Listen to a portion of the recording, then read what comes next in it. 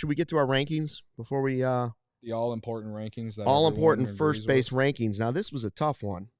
Let me say, spending my entire Friday putting together our list for this entire week because Steven's in New Orleans. Yeah, we had to doing it fast track it, like as they doing say, it all Disney. on Friday. It gave me a headache. Yeah, so, but it feels better today. It feels better today. But the point of why I'm saying that is that if you disagree with this, just know that I spent way too much damn time trying to put together the best list that we could.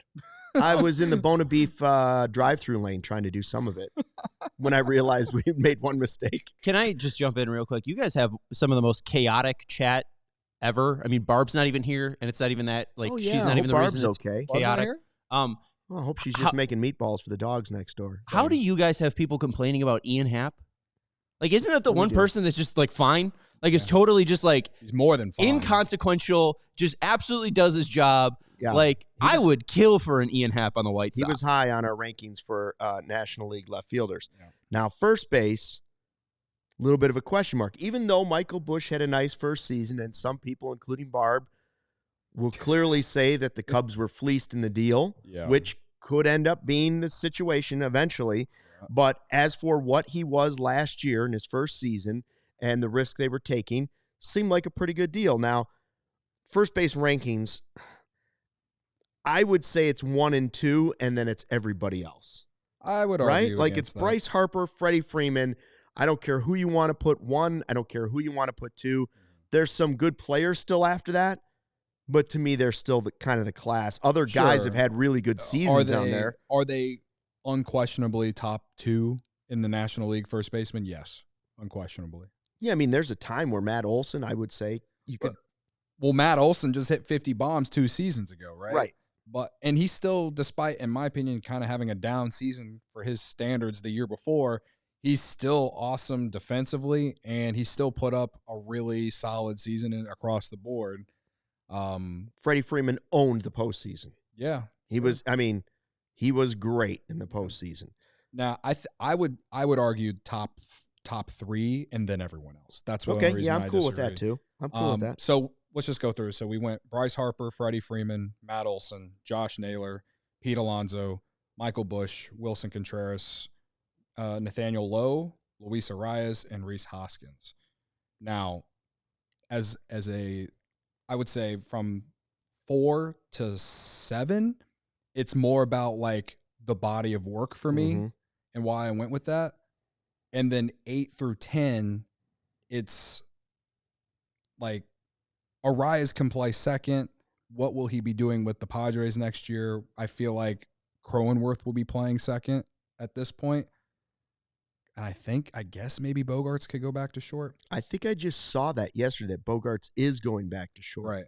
And Hoskins, he's fine. He was a bad defensive player for the Brewers at first, but it was a low.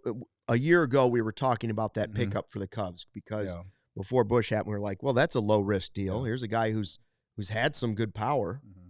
But I think from 4 to 7. Josh Naylor and Pete Alonso have put together a body of work where it's like they belong to be high. They belong to be higher at this point than Michael Busch and Willson Contreras. And I say Willson Contreras is not a body of work because he's been a catcher his entire career, and he's going into a year where he's going to play first base for the first time. I was going to say, how many games at first base? I don't think he's played in. Maybe he's played a handful, but it's a very small portion size, and he's going to be playing either DH or first base for the Cardinals next year. Now, we know the offense is there. Now, Major League Baseball or MLB Network, they had him ranked really. Am I imagining things? Didn't they have him ranked really high for their first baseman? I mean, he was on there. Yeah. I know, and this I was is all like, in wait all a minute, of we don't baseball, even know if the guy could play it. Yeah, 11 games at first baseman for Contreras, has not played the position since 2019. Wow. I mean, he's played left field more recently. Yeah. Left field and third base.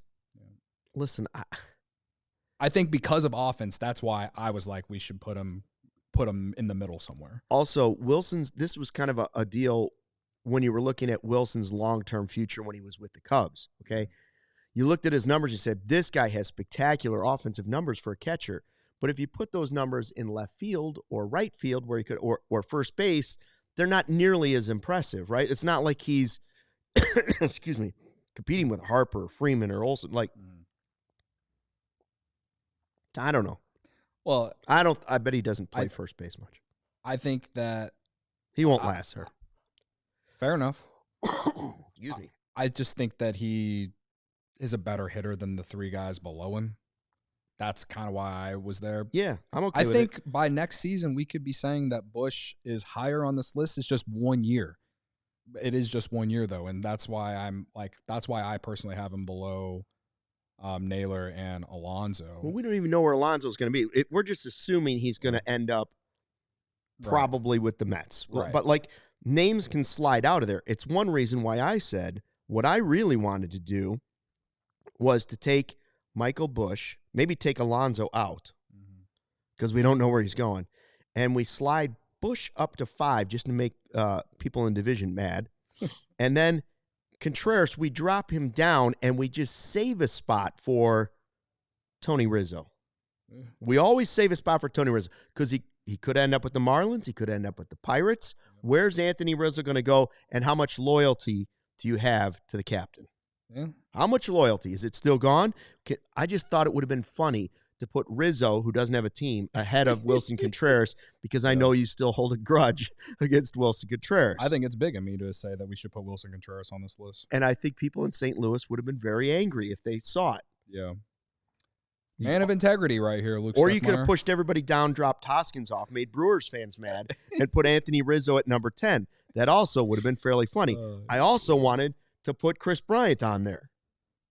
Rizzo and Bryant would have made it an even funnier list. Yeah, if we're here making funny lists, I guess. We could have Contreras, Rizzo, and Bryant all in our first base rankings, along with Michael Busch, who we would put ahead of all of them. Yeah.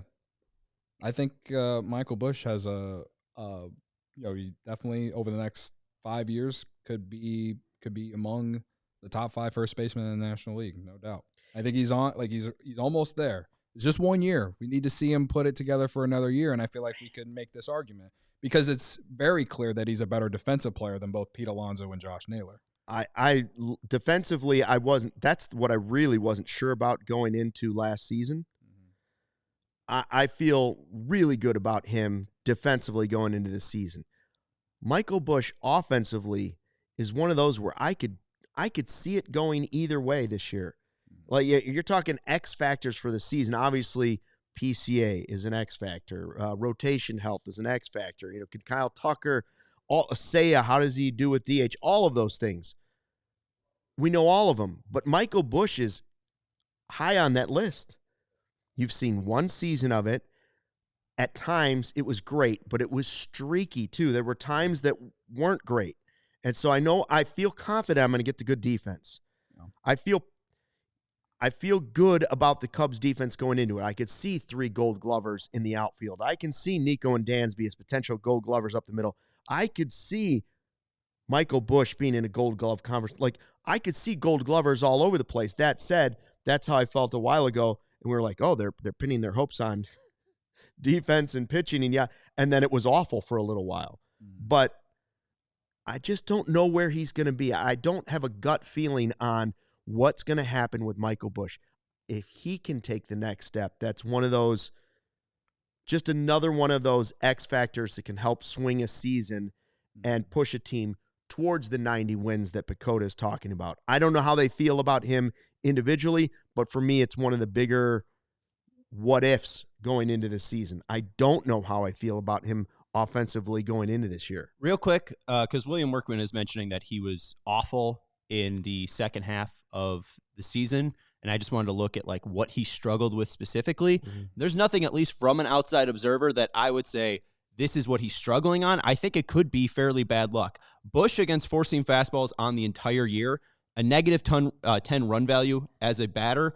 In the first half, it was -1, -9 run value in the second half. So obviously he struggled against four-seam fastballs, but his season whiff rate was 21.6. In the first half, it was 22.5. In the second half, it was 20.6. So he was whiffing less at four-seam fastballs, and the exit velocity was still around 93 miles per hour, which is just a little under an averaging hard hit ball. So I just wonder if it was bad luck, especially with bad batted ball data, especially on his four-seam fastball hits. But then you look at against the slider, it was -1 for the entire year, -1 in the first half, but then he was a positive player against that pitch in the second half, a 39.9% whiff rate in the entire season, only a 28.1% whiff rate in the second half. So it seemed like he was seeing the majority of the pitches that he was seeing, four-seam fastballs and sliders, all right, and it seemed like he started whiffing less on it. So I think you could throw a little bit of rookie slide into Busch's second half performance, because I was expecting to look at it and see his numbers be like under 600. Like, he still had a 700 OPS, and I think it was still like 780 OPS by the end of the year. I think it was the power drought that had fans kind of hesitating for a while, right? Like, he had early on, he started and he had, was it 5 games in a row he had a home run, and everybody's like, whoa, what, they found their first baseman forever, he's the guy. And that power wasn't quite there later in the season. But what Sean's saying, I'm all for it. Listen, can I see a path where he becomes the Cubs' first baseman for a long time? Yes, I can. I sure hope so. I've seen that sample size. Yeah. But just like I don't know what to expect 100% from PCA, for some reason I feel a little more confident if I had to gamble on PCA success this year or Michael Busch's. Even though Busch maybe had a bigger sample size, for some reason I would say I believe a little bit more in PCA's 2025.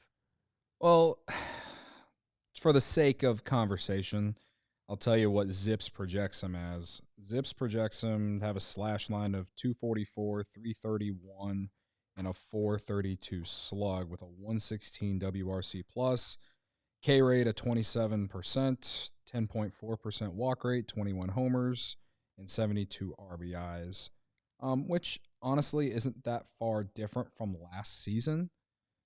My biggest criticism of Michael Busch is that if you're going to strike out 28, 29% of your play appearances, you got to hit more than 21 homers. Now, I know we both hate this excuse, but when Wrigley plays as a bottom 5 ballpark in baseball, for everyone, not just the Cubs, for everyone, sure, maybe what Sean is saying in terms of bad batted ball luck can be implemented into this a little bit. I'm not saying it's full. I'm just saying that when you play half your games in a ballpark that's the 5th worst offensively last year, maybe perhaps I can hope or optimistically project that maybe those numbers positively regress. We all silly like the mayor.